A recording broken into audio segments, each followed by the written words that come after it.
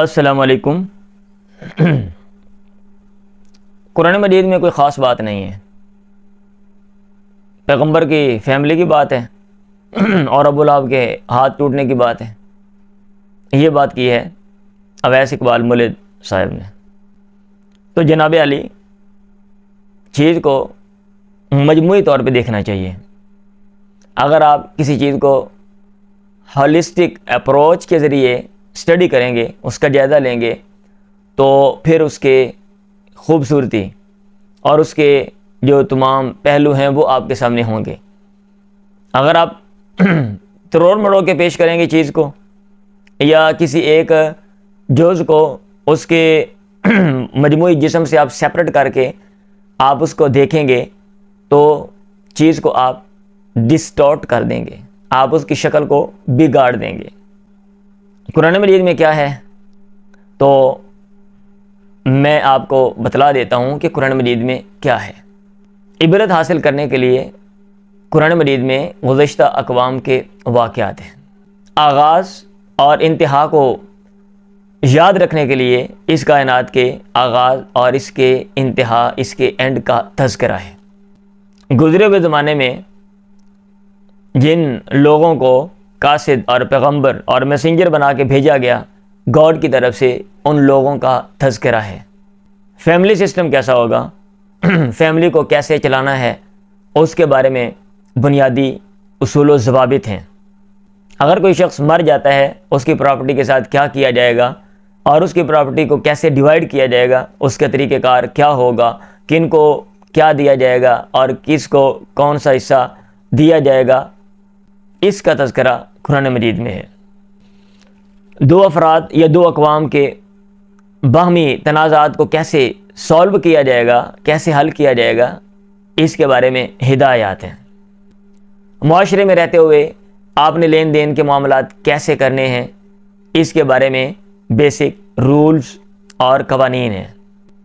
اقوام عالم میں ایک قوم نے دوسری قوم کے ساتھ برتاؤ، ڈیلنگز، معاملات کا تصفیہ کیسے کرنا ہے، اس کے بارے میں جو بنیادی اصول اور ضابطے ہیں، ان کا تذکرہ قرآن مجید میں ہے۔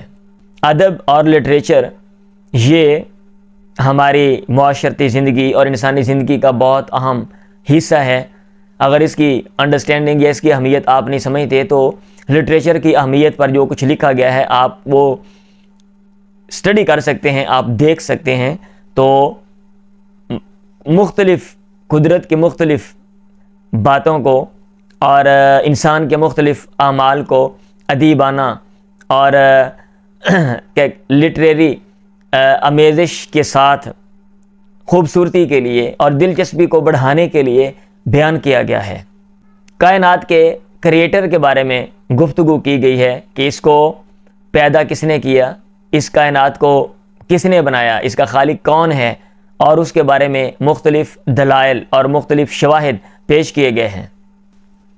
جناب علی، جب آپ تعصب کی نگاہ سے دیکھیں گے، تعصب کی اینک لگا کر آپ ایک چیز کو اسٹڈی کریں گے، تو پھر آپ کو بدصورتی ہی نظر آئے گی، یا پھر آپ ایک چیز کو، اس کے ایک جز کو سیپریٹ کر کے چیز کے مجموعے سے جب آپ کسی چیز کی اسٹڈی کریں گے، آپ کسی چیز کو دیکھیں گے، تو پھر وہ چیز آپ کو بھدی اور بد شکل ہی نظر آئے گی۔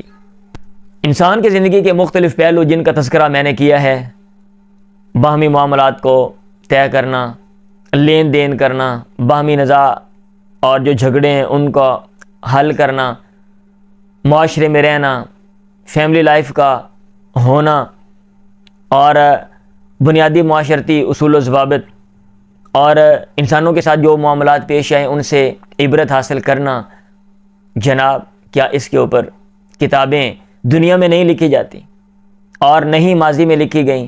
کیا اس کے ماہرین نہیں ہیں؟ مختلف ناولز، ڈائجسٹ، رسالے، میگزین، اخبارات، کیا ان میں ان چیزوں کا تذکرہ نہیں ہوتا؟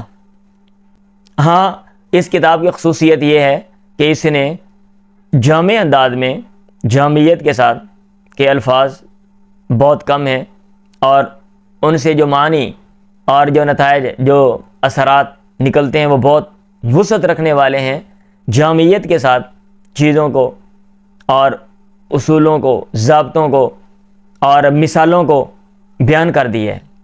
اس میں ایجاز بھی ہے، اختصار بھی ہے اور طوالت بھی ہے۔ آپ یہ اعتراض نہیں کر سکتے کہ یہ عام انسانوں کے معاملات کے بارے میں، کیونکہ یہ انسانوں کے معاملات کو درست کرنے کے لیے اور رہنمائی کے لیے کتاب کو اتارا گیا ہے۔ اس میں کوئی پہیلیاں، کوئی عجائبات جن کا تعلق ہماری دنیا سے نہیں ہے، اور انوکھی باتیں جن سے کوئی سبق اور نتیجہ ہی نہیں نکلتا، ایسا نہ تو دعویٰ کیا گیا ہے اور نہ ہی ایسی باتوں کا تذکرہ اس کتاب میں کیا گیا ہے۔ بیسٹ ون بک وہ ہوتی ہے جو انسان کو شعور دیتی ہے، جو اس کو طریقہ اور سلیقہ، معاشرے میں رہنے کا جو طریقہ اور جو طرز زندگی ہے اس کو وہ سنوارتی ہے، وہ بتلاتی ہے، اور اس کو چلنے کے لیے، زندگی گزارنے کے لیے کوئی شاہراہ فراہم کرتی ہے۔ وہ بیسٹ ون بک ہوتی ہے، اور اس کتاب میں وہ تمام خوبیاں اور وہ خصوصیات اس کتاب میں ہیں، اور ان خوبیوں کی بدولت ہی کہ اس میں اس قدر لچک ہے کہ اس کے اوپر بہت زیادہ کام کیا گیا اور بہت سی جو تفاسیر ہیں وہ لکھی گئیں۔ اور جیسا کہ آپ نے اعتراض اٹھایا ہے کہ اس کی اس قدر تفاسیر ہیں، اس کا سیپریٹ میں جواب دوں گا، اور اس بات کو، اس قرآن مجید کے اس پہلو کو، تفاسیر کے اس پہلو کو میں کھول کر بیان کروں گا۔